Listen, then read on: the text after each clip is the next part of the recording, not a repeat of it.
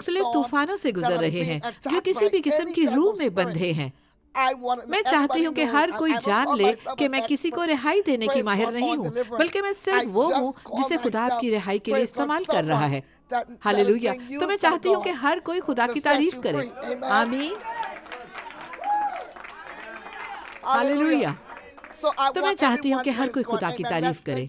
मैं जानती हूँ कि यहाँ हर किसी को चंद मुश्किलात का सामना है। आप अभी इसमें दाखिल हो, खुदा की तारीफ हो। अगर आप गिरे हुए हैं, अगर आप शिकस्त से दो चार हैं, तो फौरन दोबारा लड़ना शुरू करें। कुछ चीजें जो मैंने आज रात आपके साथ शेयर करनी है, खुदा की तारीफ हो। मैं कल तक का इंतजार भी नहीं कर सकती। खुदा की तारीफ हो। पेशीन कोई आपकी आंखों के सामने आ रही है, आप इसे नजरअंदाज नहीं कर सकते। आप इसे नजरअंदाज नहीं कर सकते।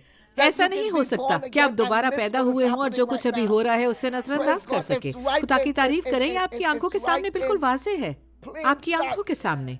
जैसा कि मैं अक्सर कहती हूँ, देखें कि दुश्मन आपके साथ क्या करने की कोशिश करता है, बतौर कौम, बतौर एक शख्स, बतौर एक खानदान। इसलिए मैं आपको ये बताना चाहती हूँ कि खुदा हमें क्यों बताना चाहता है कि दुनिया का एजेंडा क्या है। खुदा क्यों आपसे दुनिया के एजेंडे के बारे में बात कर रहा है, और क्यों इस खास वक्त में खुदा का रूह आप पर ये जाहिर करने की कोशिश कर रहा है कि दुनिया का मंसूबा क्या है। मैं आपको कुछ ऐसा दिखाने वाली हूँ कि बहुत से लोगों की आज आंखें खुल जाएंगी, आपको वाज़ेह रोया मिलेगी और आप देखेंगे, खुदा की तारीफ हो, कि हम पहले से कहीं ज्यादा आखिरी दिनों में हैं। लिहाजा इस हफ्ते के शुरू में मैं आपको दिखाना शुरू कर रही हूँ कि इस दुनिया का निज़ाम कैसे काम करता है। इससे पहले कि मैं आप पर दुनिया का एजेंडा जाहिर करूँ, मैं आपको खुदा के एजेंडे के बारे में एक बात बताना चाहती हूँ कि खुदा के दिल की ख्वाहिश है कि हम इसराइल के लिए दुआ करें कि वो महफूज हो। क्या आप समझ रहे हैं? ये बाइबल इसलिए लिखी गई थी क्योंकि खुदा लोगों की एक जमात को बचाना चाहता था। लेकिन फिर आपने देखा कि ये सिर्फ इसराइल तक नहीं रहा, बल्कि जब पौलुस तब्दील हुआ, जो कि पहले साउल था, वो दमिश्क के रास्ते पर जा रहा था। पौलुस को एक मिशन और इस्तेहकाक दिया गया जो कि सिर्फ यहूदियों में मनादी करना नहीं था, बल्कि गैर कौमों में भी। ओह खुदाया, क्या आप मुझे सुन रहे हैं? तो उसे सिर्फ यहूदियों में ही नहीं बल्कि गैर कौमों में भी मनादी करने का मैंडेट दिया गया था। और इसका मतलब है कि हम इस तरह इस काबिल हुए और यहूदियों के साथ हम भी खुदा के मंसूबे का हिस्सा बन गए ताकि कोई भी इंसान ना खोए। ओह खुदावंद यीशु, क्या आप लोग मुझे सुन रहे हैं? ताकि कोई भी इंसान ना खोए। तो खुदा का रूह कहता है कि मैं हर किसी को बचाना चाहता हूँ। इसी तरह दूसरी तरफ खुदा का एजेंडा ये है कि हर कोई तब्दील हो अपनी अक्लों को नया करने से, और आप इस दुनिया के निज़ाम के हम शक्ल ना बने बल्कि अपनी अक्लों को नया करने से तब्दील हो।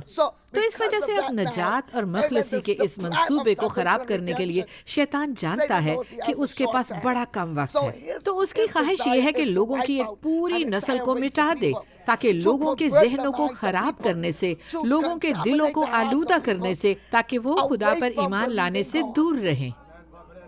ठीक है, ठीक है। तो मैं ज्यादा देर नहीं लूंगी। देखिए मत्ती 24वां बाब, मैं आपको कुछ दिखाती हूँ। कल मैंने आपको कुछ दिखाया था। खुदा की तारीफ हो, खुदा के रूह ने मुझसे कहा कि ये एक हंगामी मामला है, ये एक हंगामी वक्त है।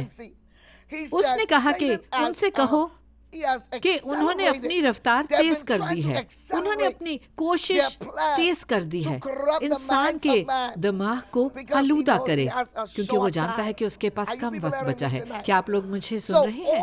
तो आप दुनिया में जितने भी मंसूबे देख रहे हैं, जो कुछ तफरीह के मैदान में और हॉलीवुड मौसीकी की सनत आप देख रहे हैं, और तिब्बी मैदान में, ये उनके जहनों में एक हंगामी मंसूबा है कि अपनी रफ्तार को बढ़ाएं, उसे मजीद तेज करें, क्योंकि वो अपने एजेंडे को आगे बढ़ाता है, क्योंकि वक्त थोड़ा है। और बाइबल ने ये बात बहुत पहले से कही है कि शैतान जानता है कि उसके पास मुख्तसर वक्त है, तो वो इस वक्त को पूरी तरह इस्तेमाल करना चाहता है।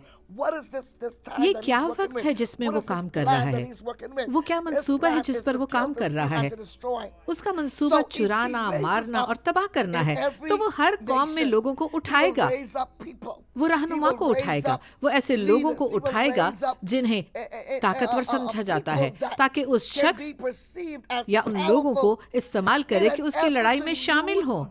तो मैंने आपको दानियाल में से दिखाया कि दानियाल के वक्त में उसने 4 बादशाहों के बारे में बताया। गौर से सुने, 4 बादशाहों के बारे में बताया। आप में से किसी को याद है?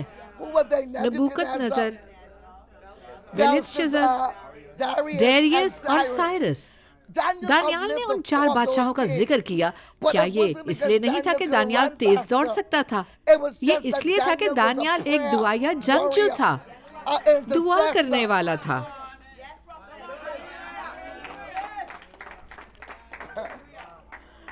और वो खुदा की हिकमत से भरा था। वो दुआया जंगजू था, वो शिफायत करने वाला था, और वो खुदा की हिकमत से भरा हुआ था। और यही गुज़श्ता रोज मैंने कहा था, हालांकि धोखे की रूह तब काम कर रही थी, और मैं आपको यही दिखा रही हूँ। जब नबी इसराइल को मिस्र की गुलामी में रखा गया था, तो मिस्रियों का ये तसव्वुर गुलामी है कि इसराइल के बच्चों पर क्या जुल्म किया जाए, सख्ती और सख्त मेहनत के साथ। तो वो उन्हें गुलाम बनाते, उन्हें मारते और उनसे एहराम तामीर करवाते। लेकिन ये जुल्म के साथ था, ये जुल्म के साथ था। जब बनी इसराइल बाद के सालों में बाबल के गुलाम बन गए, तो बाबलियों के लिए बहुत से मुख्तलिफ इरादे थे। बाबलियों का इरादा ये था कि वो उनके जहनों को पूरी तरह तब्दील कर दें, बनी इसराइल को एक सकाफत से मुतारिफ करवाएं, खुदा की तारीफ हो। उन्हें एहराम तामीर नहीं करने थे।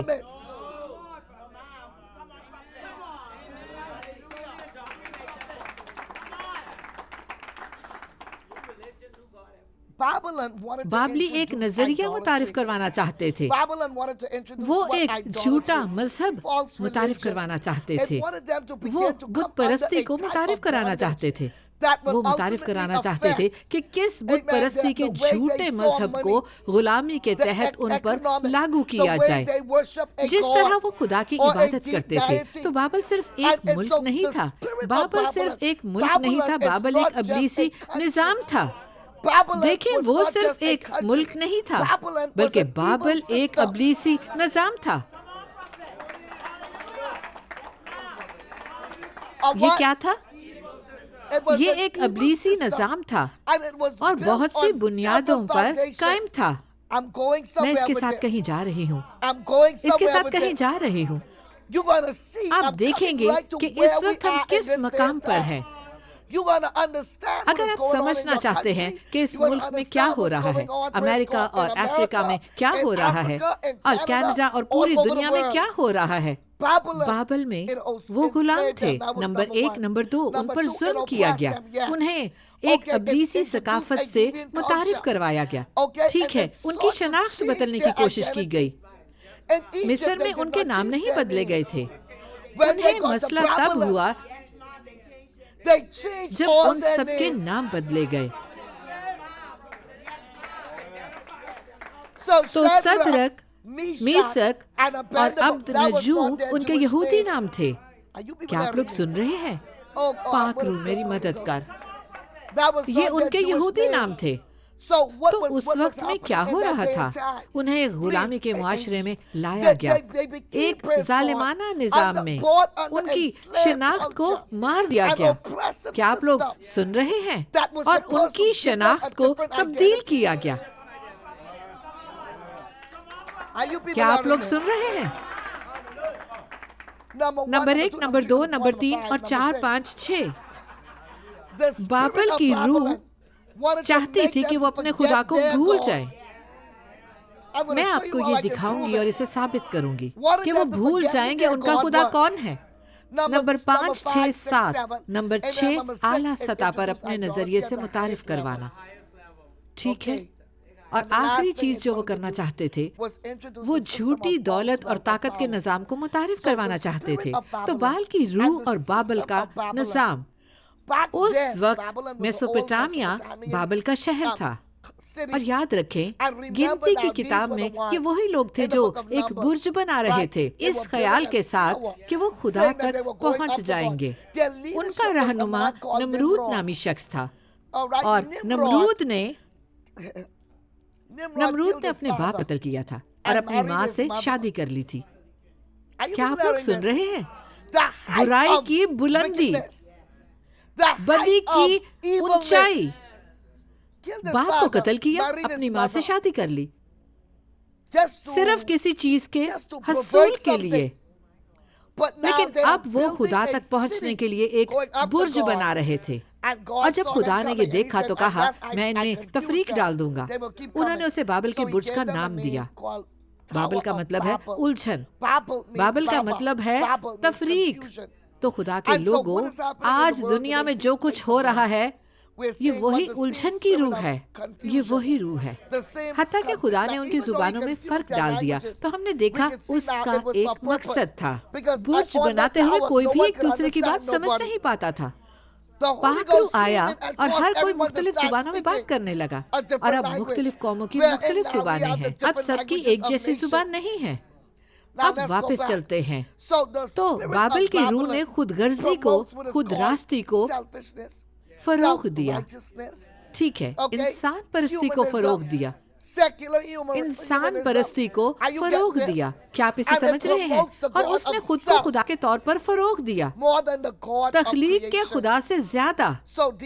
लिहाजा ये सब चीजें उस रूह में लिपटी थी। खुदा के लोगों जो इस वक्त शामिल हो रहे हैं, खुदा आपको बरकत दे। आने का शुक्रिया, आपका खैर मकदम है। आप इसे दोबारा देख सकते हैं। मैं मजीद रुक नहीं सकती। खुदा का रूह जो कह रहा है, सुने, वही रूह जिसने उन दिनों हमला किया और जाहिर हुई जब दानिएल वहां था, वही रूह अब जाहिर हो रही है। मैं आपको कुछ दिखाना चाहती हूँ। खुदा की तारीफ हो, ताकि आप वो देखें जो खुदा इस वक्त आपसे करने को कह रहा है। जो रूह उस वक्त जाहिर हुई, वही रूह अब जाहिर हो रही है। और ये बाबल का नाम लेकर नहीं आई, ये बाल का नाम लेकर नहीं आई, मगर ये वही रूह है जो कि एक मुख्तलिफ अंदाज में जाहिर हो रही है, जाहिर हो रही है। और ये बाबिल की तरह जहनों पर हमला आवर है, जो बाबिल के बादशाह ने उन दिनों किया था।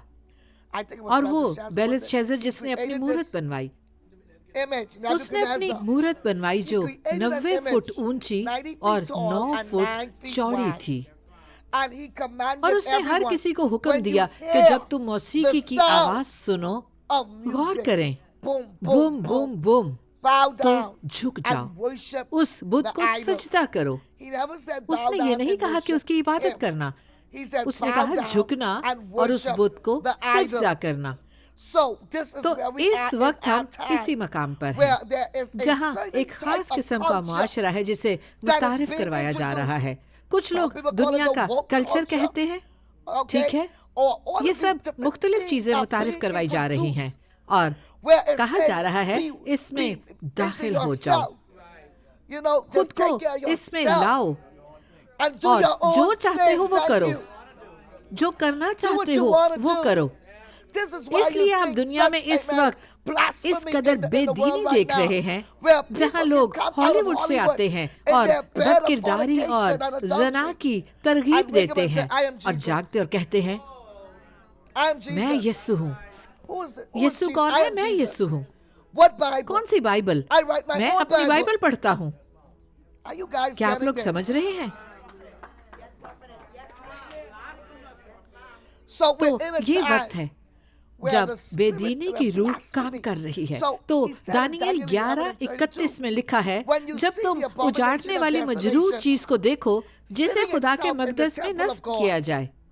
जब आप किसी ऐसे शख्स को देखें तो जान ले कि ये मुखालिफ मसीह है। आप मुखालिफ मसीह के बारे में जानते हैं, आप मुखालिफ मसीह की रूह से वाकिफ हैं, क्योंकि वो मकदस में बैठने को है, खुदा के घर में आला मकाम पर बैठने को है, और वो खुद को खुदा के तौर पर पेश करेगा।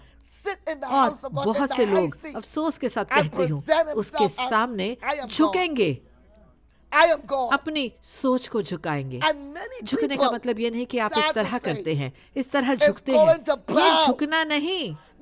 झुकने का मतलब है अपनी मर्जी उसके ताबे करना, अपनी ख्वाहिशात को ताबे करना। जहां आप झुकते हैं, ये झुकना नहीं। झुकने का मतलब है अपनी मर्जी उसके ताबे करना, अपनी ख्वाहिशात उसके ताबे करना, अपनी भूख को उसके ताबे करना। अगर आप वो निशान नहीं लेते जो वो आपको पेश करेगा, हम इस बारे में किसी और दिन बात करेंगे, क्योंकि अगर आप में से कोई आदमी ये निशान नहीं लेता, ये कौन सा निशान है? क्योंकि आप सोचते हैं कि ये सब कुछ जिस्मानी तौर पर होगा और निशान लगाया जाएगा आपके माथे पर। ये थोड़ा ज्यादा हो सकता है। ये निशान आपकी ख्वाहिशात के साथ शुरू होगा। ये निशान आपके काम, आपके दिल, आपकी ख्वाहिशात के साथ शुरू होगा। जो आप चाहते हैं, जो आप चाहते हैं, जो मैं चाहती हूँ। यही वजह है कि अपनी जात की आजादी है, हर काम की आजादी है, और ये जिनसी आजादी के लिए काम करता है।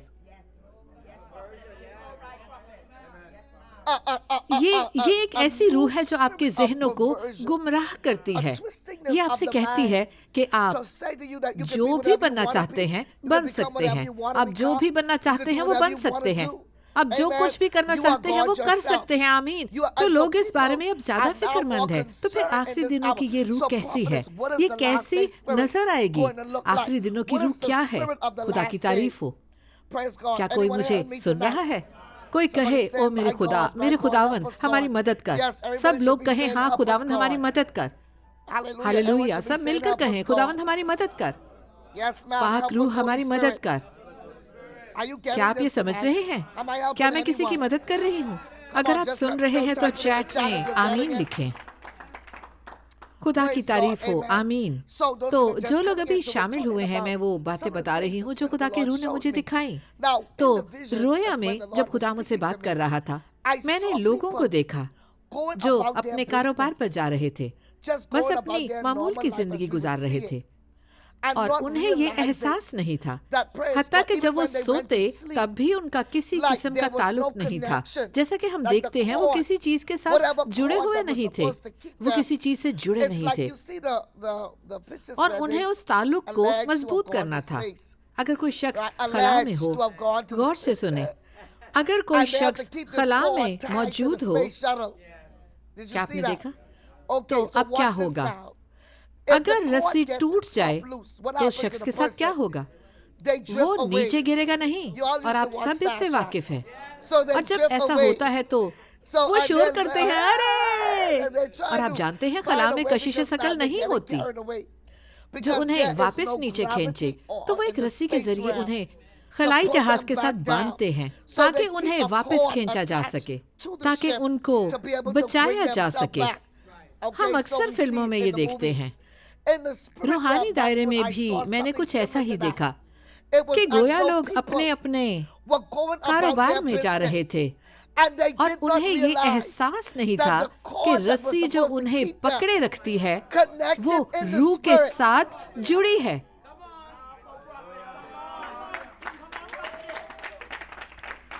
उन्हें ये एहसास नहीं था कि रस्सी जो टूटी हुई थी, और मैंने लोगों को खींचते हुए देखा।